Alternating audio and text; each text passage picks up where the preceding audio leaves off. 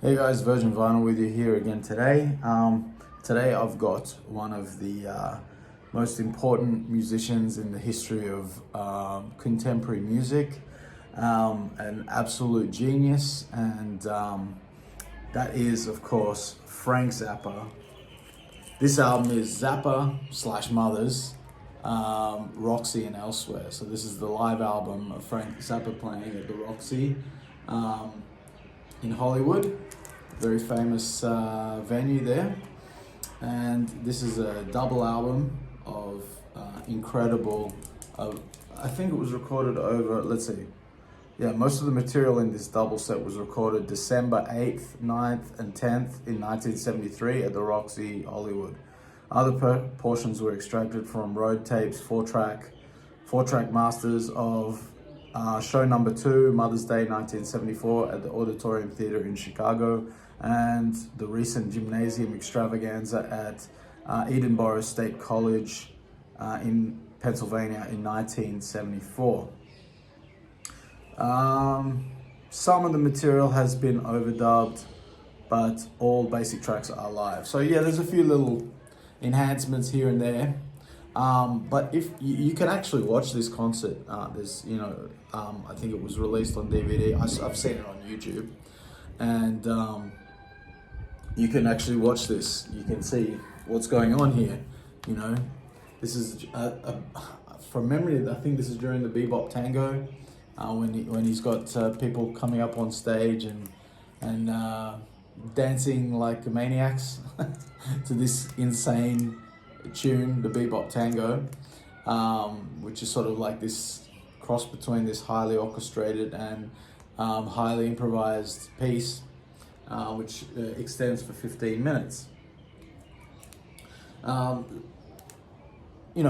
Zappa, of course, is one of those guys who absolutely changed the game when it comes to, in so many ways when it comes to music. Changed the way that the guitar playing was approached, changed the way composition was approached, changed rock music, brought in sort of a countercultural idea to the counterculture of the 60s, and sort of, lampooned the hippie movement. And, Frank was never afraid to sort of take on the sacred cows of, current culture at the time. It would be really interesting to see where he falls on some of the current bugbears of society that we are in now. It's that's the interesting thing with Frank. It's not always easy to predict what his opinion would be. I know a lot of people like to pontificate that they know, if Frank was here, he would be saying this or that. But I don't think you can really say that. On this album, he has what is probably, if not my favorite, one of my favorite lineups that he ever had. Of course, you got the great Frank Zappa, lead vocals, George Duke, who is a genius in his own right, incredible piano player, incredible singer, has a whole bunch of wonderful albums of his own, a fantastic career, absolute legend, love George Duke. Tom Fowler on bass, Ruth Underwood on percussion, who was, what a genius player she is,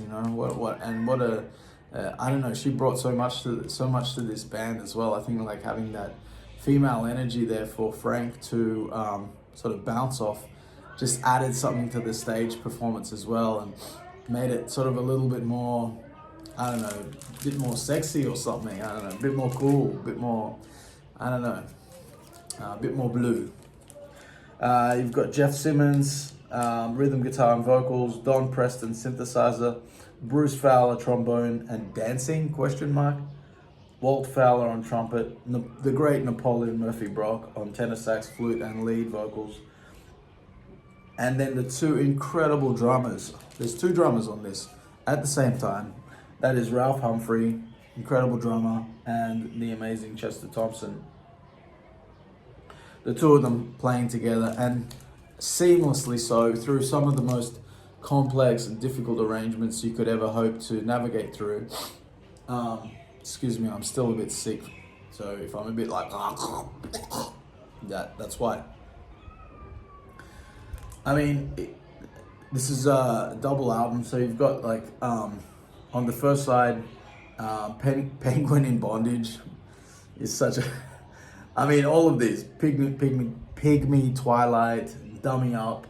Then on side 2, Village of the Sun, Echidna's Half of You, Don't You Ever Wash That Thing. On the next disc, you've got The Amazing Cheapness, Son of Orange County, and my favorite version of More Trouble Every Day, which is one of the older Zappa tracks.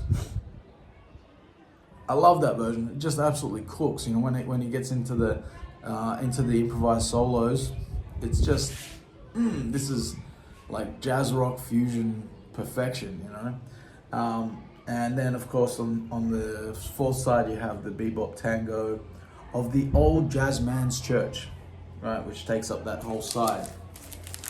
Just have a little look inside here. There's, of course, the back cover, Frank, with his awesome SG there, looking very cool. Inside, there's the band.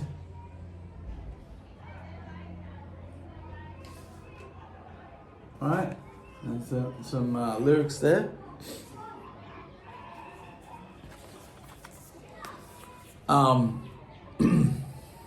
You know, Frank Zappa sort of occupies a completely solitary position in rock music or jazz or progressive rock history, because he doesn't really fit into any of those categories. He's completely his own thing. You know, he dips his toe in all of those things, and he can exist within the worlds of any of those things, whether it's just rock and roll, or it's progressive rock, or it's jazz rock fusion, any kind of improvised music. Later on, like modern classical music, music concrete, what's that called? I can't remember that. There's like a name for sort of type of classical music that also embraces jazz improvisation. And you know, like, he's also one of the most prolific artists of all time too, with an incredible amount of albums. I think he did, like, I'm not sure the number, but I think it's about 70 odd albums while he was alive, and there's been, you know, another sort of 30 odd that have come out since his death from the archives. He had this huge archive in his house, because he had his own home studio as well. For Zappa fans know all of this already, of course, and you know, I'm not telling anything new, but for those who don't know,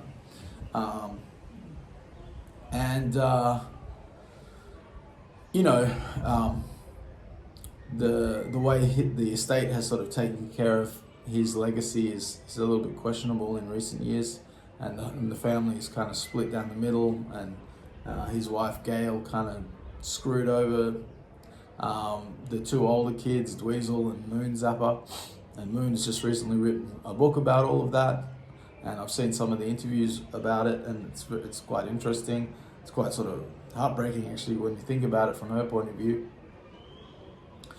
But all of that aside, right here, this for me, like, I love Frank Zappa's albums. I love his music. There's so much genius there. But for me, my favorite stuff from Zappa is when he's playing live with these incredible bands and with these incredible musicians, when they are allowed to stretch. And because, you know, I'm a big jazz fan, jazz rock fan, and so, you know, I love listening to players, great players at the top of the game, when they get to burn, when they get to blow, you know.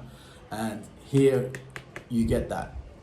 And on top of that, you know, like some of the tracks on here have some of the coolest orchestration and arrangements that you can ever hope to get from Zappa, that are like, some of his stuff is very challenging, you know, like on the albums especially.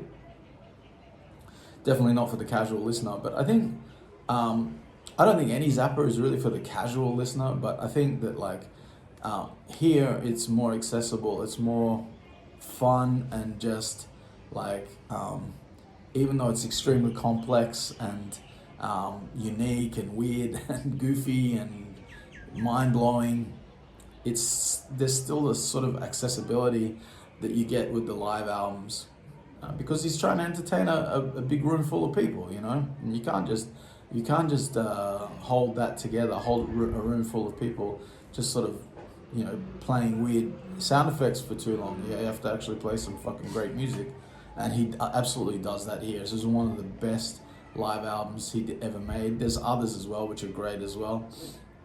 You Can't Do That on Stage, Volume 2 is a particularly good one from around the same kind of era, I think. Similar band, similar lineup. And there's a bunch of others as well. But this one I think is my favorite. Just that era of the band. It's recorded really well. I love the way it sounds. Absolutely killer. And Frank Zappa is one of my heroes. So anyway, guys, that's it for today. Thanks for watching. Hit subscribe, and I'll see you tomorrow.